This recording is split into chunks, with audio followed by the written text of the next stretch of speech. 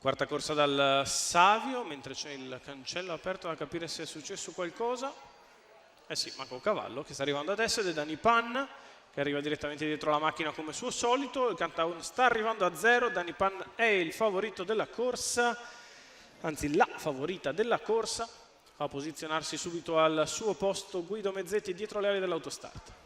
Macchina che si muove all'1 Today Winner Font, 2 Eleftheria, 3 Danny Pan, 4 Blue Light, 5 Danubio Tav, 6 Eros Gad, questi in prima fila.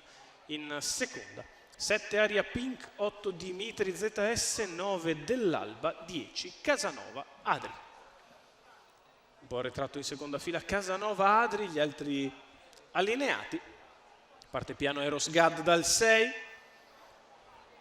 Andati con Blue Light che si staglia al comando, scavalca Eleftheria, va alla corda all'imbocco della prima curva.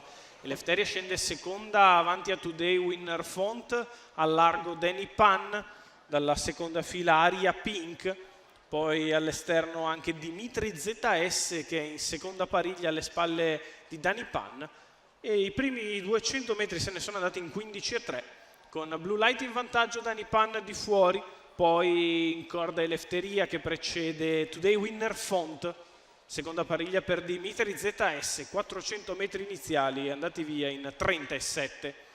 Prova a spingere un po' Danny Pan su Blue Light, due perfettamente apparigliati. Quando si va a finire la curva di sinistra si entra in retta per il passaggio. 46,3 per i primi 600 metri di gara, si viene sotto alle tribune, Blue Light in vantaggio, Danny Pan di fuori, scatta in terza ruota Casanova Adri che rompe gli indugi e a un giro dalla conclusione si presenta sulla testa.